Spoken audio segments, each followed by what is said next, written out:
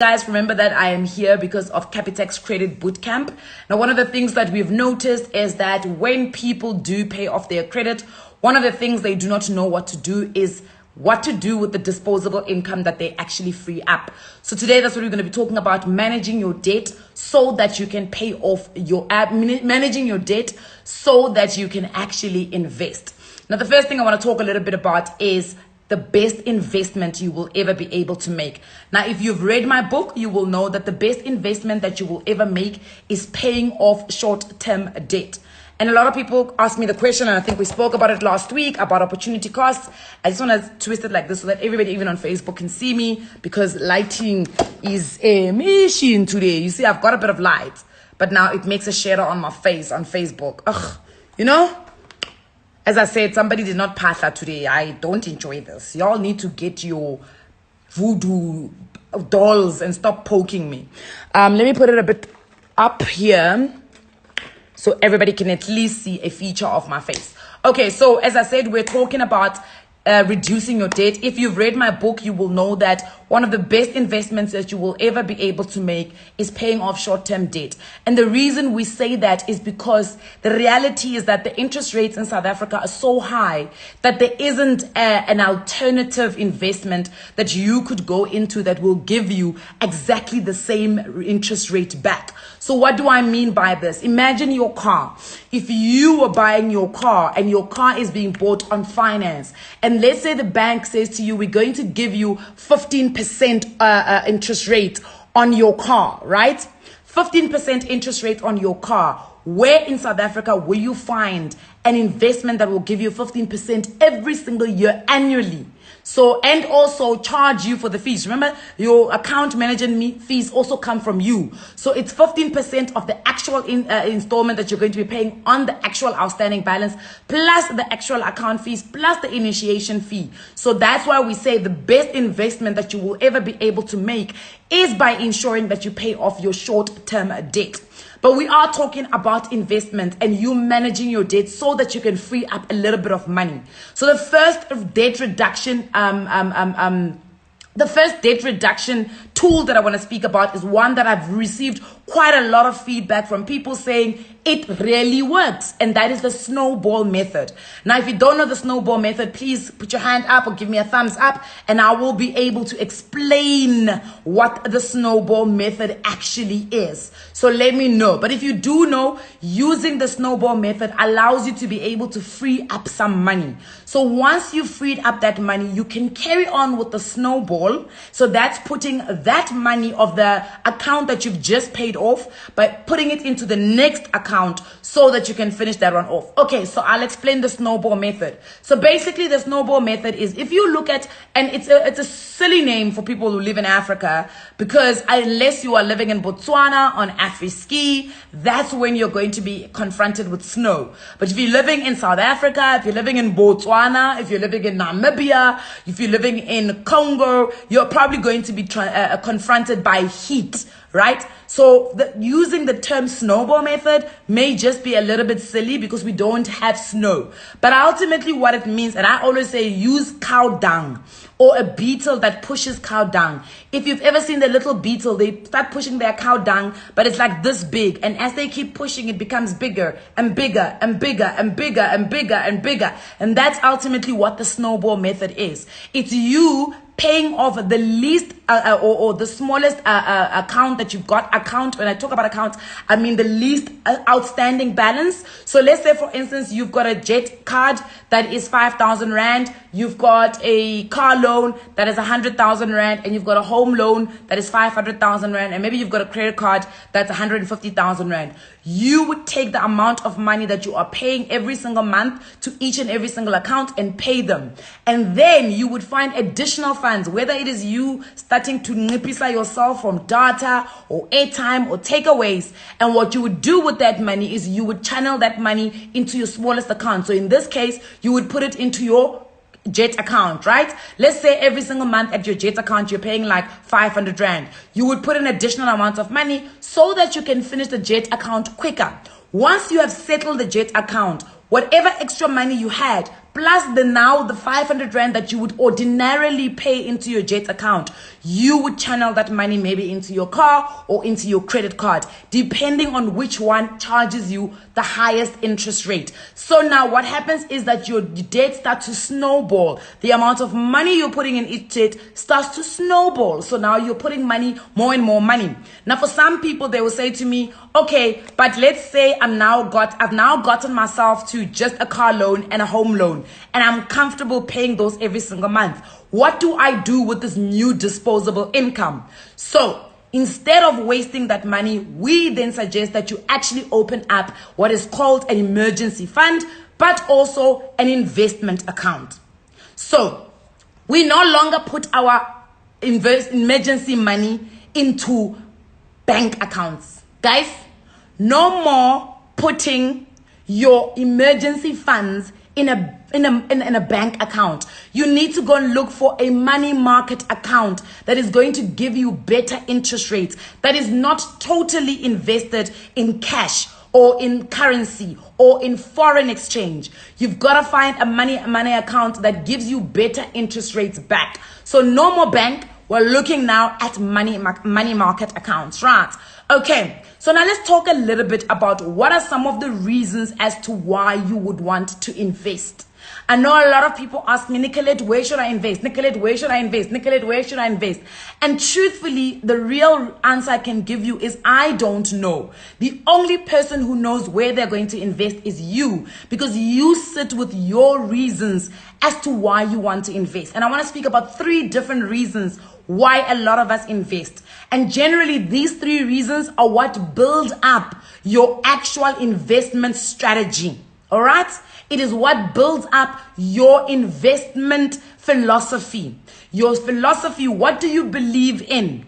What do you actually, I can't tell you which are money markets. You've got to go do a little bit of research, because if I tell you my money market accounts, they may not be suitable for your risk profile. So you've got to understand, what is the reason why I as Nicolette want to invest? What is the reason why I as Khomolemo want to invest? What is the reason why I as Letabo want to invest? Now, as I said, there are 3 main reasons why people invest. But I think it's important for us to start with, what is the actual definition of investing?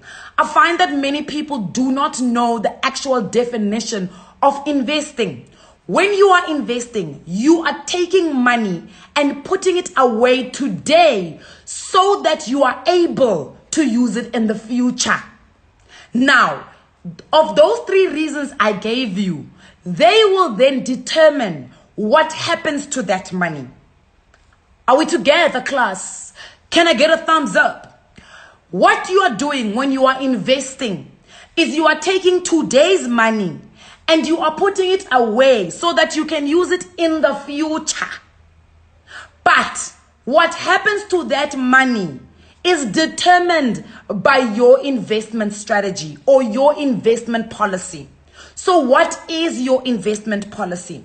When you engage with a gentleman, when you engage with a sister or a lady, from the onset, generally, many of us know what is the reason to engage with this person.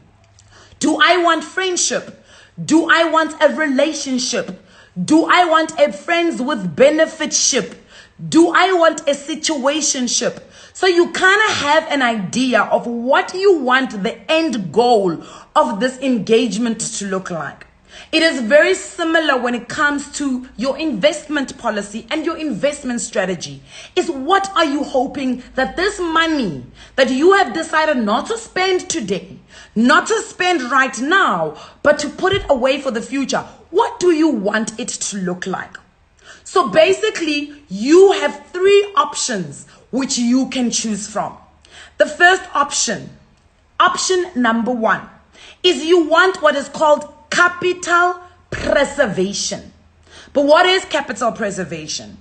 Capital preservation is you fighting against any factor that could potentially make your money lose its value. You are saying, today's 100 rand that I'm putting it away, I want that 100 rand to be able to buy me the same things in the next 5 years. So, because we know there's a little thing called inflation. If you don't know what inflation is the change of the prices of goods and services. Generally, it is when the price goes up.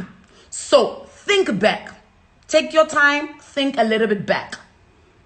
Chappie's bubblegum used to be 10 cents at some point. Now you get it at 50 cents. Bread is saying boto used to be some 2.50 at some point. Now 15 rand for bread. Weaves, at some point we could find them at 750. Now we're paying 1.5 to 3,000 rand for a simple weave. So basically the price of the good has gone up because the cost of living also goes up. Right. So now you do not want to put away 100 rand today. And then when you wake up after 5 years, it is still 100 rand and does not buy you the new things that are now 100 rand in 5 years' time. So look into 2025. How much do you think bread will be? So with today's 100 rand, if bread is 20 rand, you can buy yourself 5 loaves. In 5 years' time, if bread happens to be 25 rand, you will only be able to buy 4 loaves of bread. Which is why when you're doing capital preservation, you want to preserve the value. It's the same thing when they talk about preserving your virginity. Oh my God, save your virginity for somebody special. You want to preserve your virginity.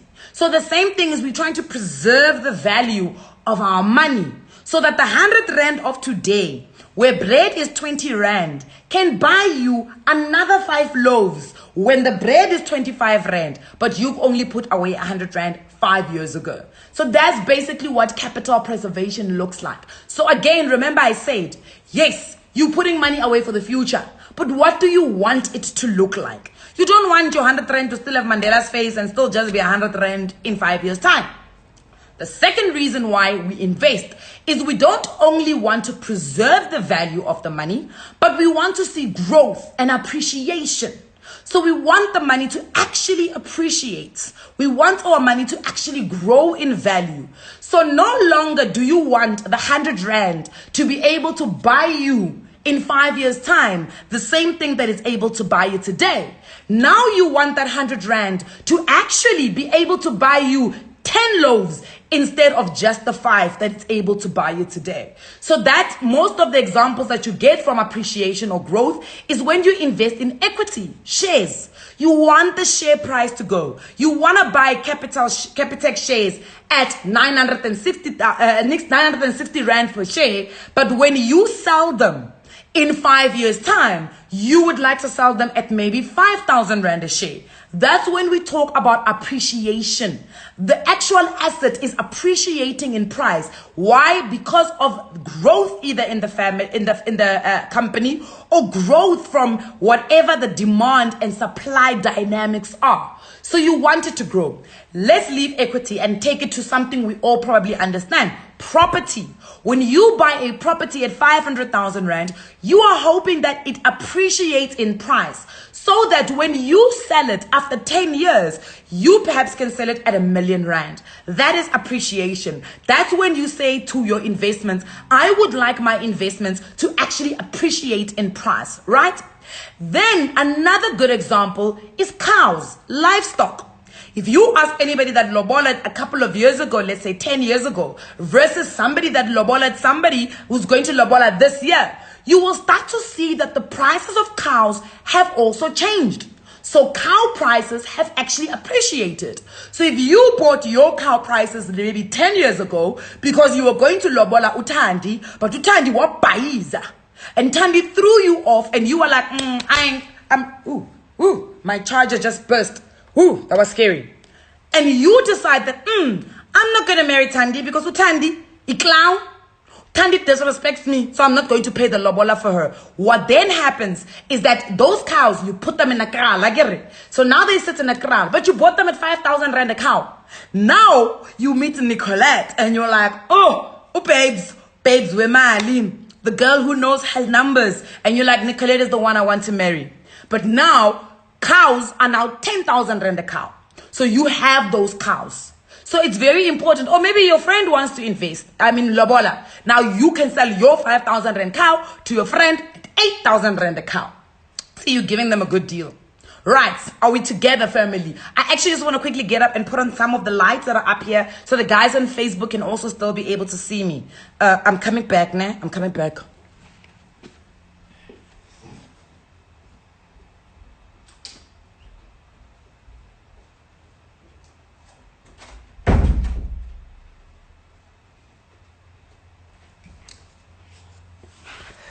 Look, I have light bulbs because the other day I sent out, I need light bulbs change, and light bulbs happened. Pretty privilege. Anyway, so moving along. So that's the second goal, or the second reason why a lot of us would want to invest.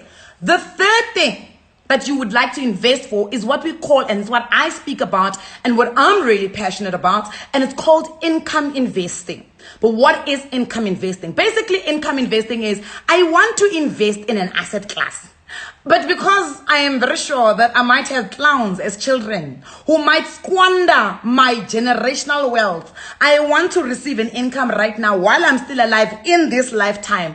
I don't want to wait until I have to sell. No, I want to actually get my money now. So that is why I invest in rental properties. So in a rental properties, you are getting Number one, you're getting the capital preservation. Number two, you're getting appreciation and growth of the price of the actual investment property. But number three, because you are being paid rent, you are actually getting an income that comes in every single month.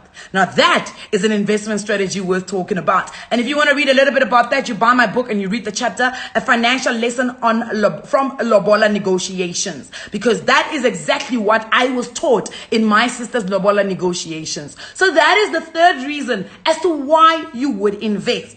So if you are one of those people that have somehow found a little bit of a disposable income from all the money that you've managed to save because you're paying off your debt, and remember, it is an opportune time right now to pay off some of your debt. Why? Because the interest rate has gone shoops. And really last week, I think it was last week or the week before, when the governor, Lisecho Kganyago, and his boys sat down, they decided that they were going to keep the interest rates as is. So you still have a little bit of time. So if you're getting your bonus, my sister, my brother, ungabi isiphukuphuku, faka leyo mali kwikweletini zakho. Right, the interest rates are down, so it would make sense for you to channel some of that money into your debt and, of course, into your investments, because one of the first rules of managing your money in a savvy manner is to ensure that you are paying yourself first. So how do you pay yourself first? You pay yourself first by investing your money. You pay yourself first by putting your money away for future use. So that's exactly what we're talking about when we talk about your investment strategy. What is your investment philosophy? But of course, the three things all come with some level of a risk profile. But don't be scared, friends, because even within the different reasons as to why you want to put money away, what you're going to find is you're going to find moderate risk, mild risk, and aggressive risk. So in South Africa, if you just go to www.etfsa.co.za, you are going to find so many ETFs that have been listed there. If you go for unit trust, you will find so many unit trusts that have been lifted there. So essentially what I'm saying is there is something for everybody. Okay? You're not going to be single forever. There is something for every single one of us when it comes to mutual funds, investment options. Remember, it's not just equity. There is also other investment or asset classes in which you can invest in. Cash is an asset class, which is why in the beginning, I spoke a little bit about money market accounts, right? Livestock is a commodity that you can invest in. One of the biggest commodities that you can invest in right now is food and technology. The third thing is bonds.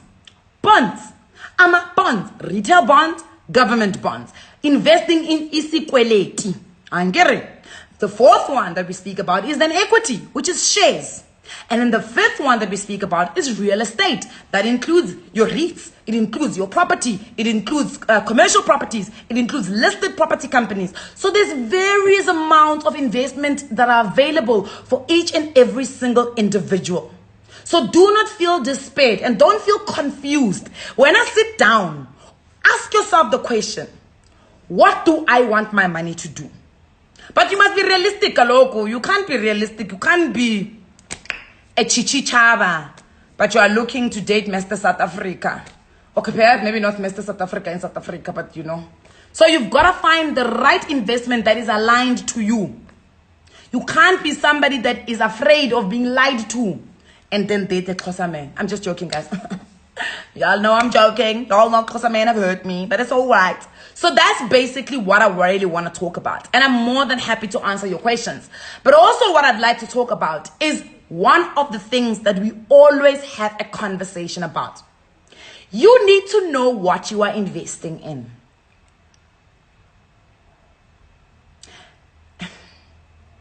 Yekani, leave these things where you guys invest in something because your next door neighbor invests in it. Leave these things where one of your cousins decides is going to work for one of these financial investment companies. And then they come and tell you, Tengisa Ama Investments. Nobody sells Ama Investments. Nobody. There is nobody who sells investments. And then you, because you want to be a nice person, you buy this investment from your cousin. Then poof, after 2 years, your cousin no longer works there because Akergi sales job. Then they move on from this sales job into a better job.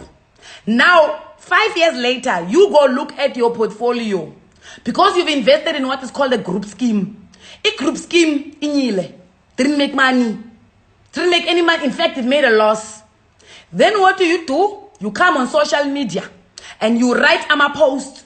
Hey, that green what bank? That green insurance company, that green investment company, that company sold me a policy that doesn't work. They sold me a policy that took my money because your cousin was a glorified salesperson masked as a financial advisor.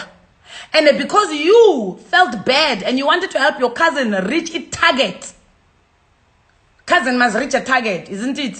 Hey Shem, tengani from Usizwe. Usizwe udinga support yenu. Sizwe needs your support. So buy from Sizwe.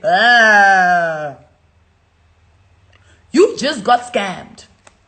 Because even Sizwe himself cannot explain to you what is that group scheme invested in.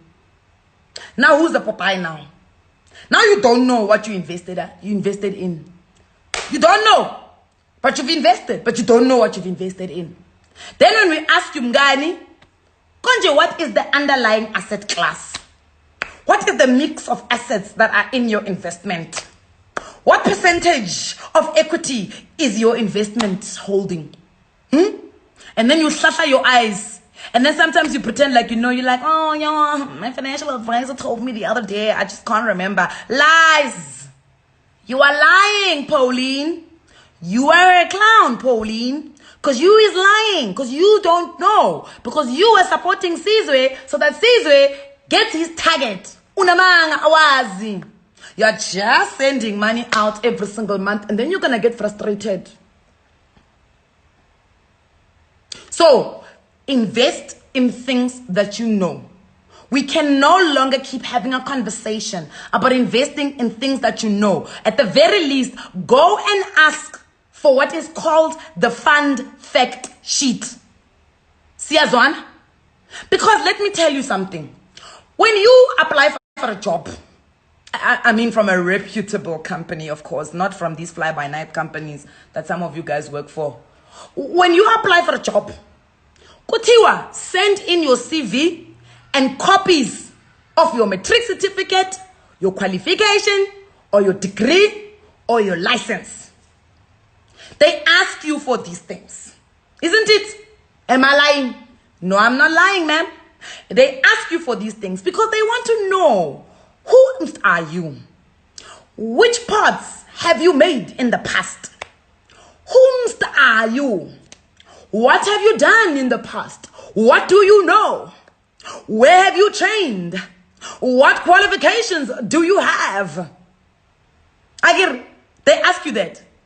However, when you are investing, you are like, Aisha, take my money. In fact, let me put in a debit order so you go straight into my bank account. There's no need for you guys to even get permission from me. Go straight into my bank account and withdraw my money. Where are you putting it? It doesn't matter. Ma'am, sir, come on now. Come on now. Is this how you are treating the money that sometimes comes from working for a boss you don't like? Is this how you treat the money that you gotta wake up every single Monday to Tuesday, Wednesday, Thursday, Friday? Sometimes they make you work even on a Saturday. Send your WhatsApp about work. But this is the way you are deciding where to put your money for the future. So technically, you don't have any projections of what that money is going to do. No projections, zero projections of what that money is going to do. Why? Because you've just decided, I've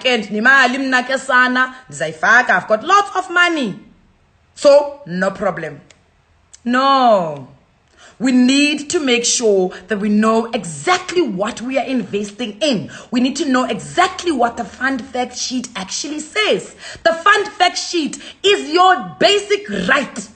In fact, it should be enshrined in the Bill of Rights in our Constitution, 96 of 1996, 76 of 1996. This is why I failed law. You see, I don't even know the acts. You should know and should have access to the fund fact sheet. But what is the fund fact sheet? Well, the fund fact sheet is very similar to your CV. It tells you, what is this fund? What has this fund done in the past? What are its performance? What is its size? Because imagine being in a stock fair. You know that most of these funds are just glorified stock fairs with a bunch of people that you don't know, right? Who are the people that are part of this stock fair? How many? Imagine being in a damn stock fair with 1,000 people and some of them don't even know, my friend. No, man. Who is the fund fact? Who's the fund manager? Who is managing this fund? Who's keeping an eye on this fund? Because you are going to get a line manager. So even when you get hired, somebody's going to be keeping an eye on you. Am I lying? No. But you don't know who is the line manager of your fund. Hi, guys. We can't carry on working like this in China. It doesn't work like that. You need to know who's the fund manager. You need to know what is the past performance of this fund. You need to know who else is investing in this fund. You need to know what are the future projections of this fund. And then most importantly, you need to know where is this fund actually invested in. What if the fund is invested in equity and you said, I don't like high risk. But equity is high risk, chomam. But here you are with a fund that is holistically invested in equity. Awazi. You don't know. You don't know because you actually have never seen your fund fact sheet. So it is important, ladies and gents, that you do get access to your fund fact sheet. So if you're not picking up your phone tomorrow and calling whichever company you've got a fund with and saying, sorry, I was just wondering if I can get a copy of my fund fact sheet, or tell me where to access it. Guys, I'm asking you very nicely. Because we work very hard for our money. We work very hard to ensure that we're actually able to create some sort of disposable income. So for me, it makes no sense for you not to actually take care of where you are actually putting your money away. Especially when it's money for the future. Let's talk a little bit about investing for retirement. Too many of us don't have a good reference of retirement. Let me repeat myself. Too many of us don't have a good reference of a good retirement. We think a good retirement is when we move in with our children and become a problem for our children, and then sibasiza abantwana with nappies and taking care of abantwana. That's not good retirement. First and foremost, you're putting pressure on your own kids. So for you not to put pressure on your own kids, make sure you start investing for your retirement now. Now, let me tell you something very problematic, because me, I'm not afraid to say it. There is no such a thing as having to have a retirement fund. You don't need a specific retirement fund or a specific pension fund. Same way, you don't need it for an education policy. What you need is funds during retirement. Let me repeat myself. You do not need a specific retirement fund. You do not need a specific pension fund. What you need is funds in retirement. In other words, you need to start looking at retirement as something to invest for.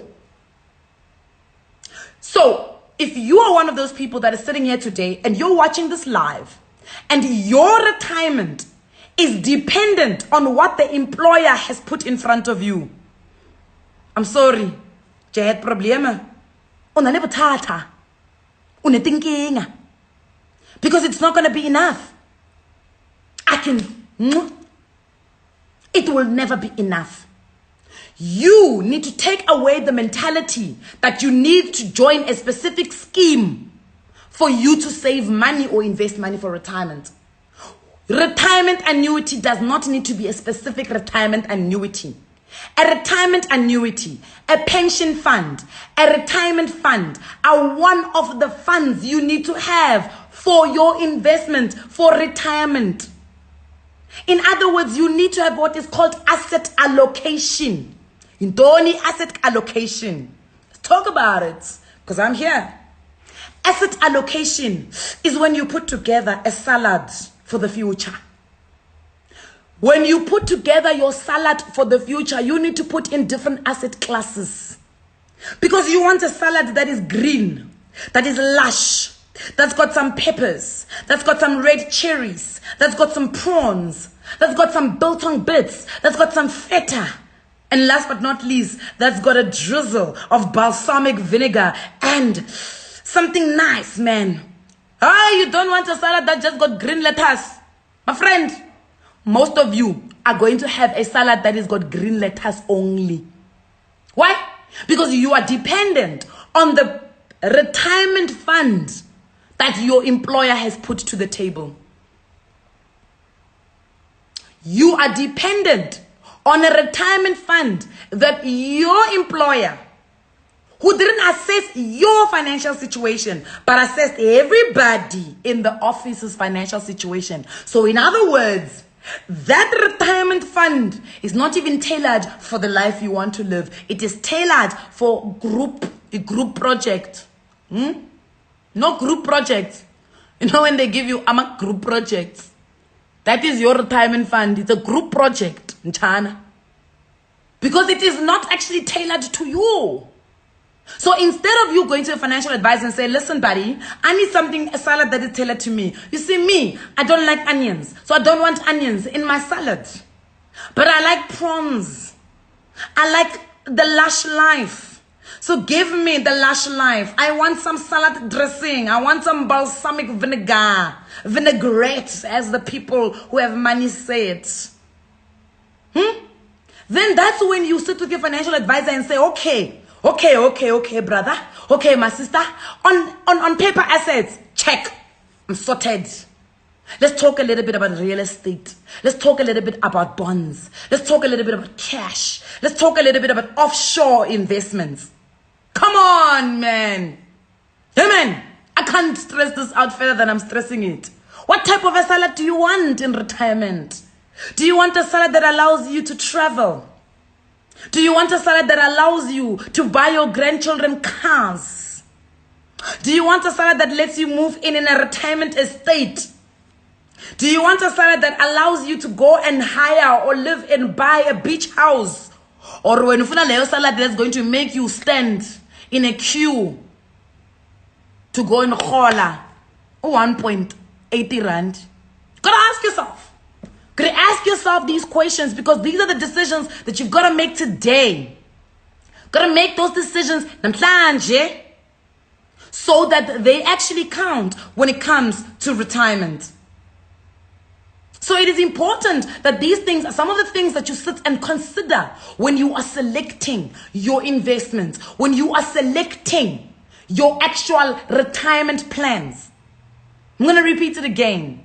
You do not need a specific retirement annuity. You do not need a specific retirement fund. You do not need a specific pension fund. It is a good start, but what you essentially need is you need money in retirement.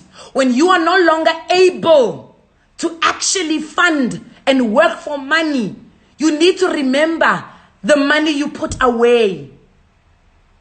You need the money you put away 10, 20, 30 years ago. That's what you need. That's what's going to get you through retirement. That's when they're going to actually say, hey, Mama Zala, what's up? Kids are going to love granny. They're going to want to come to granny. Now some of you don't even want to go to your grandparents' house there as Lalini because your eyes was good and Lala. Because Ukoko did not do the right retirement.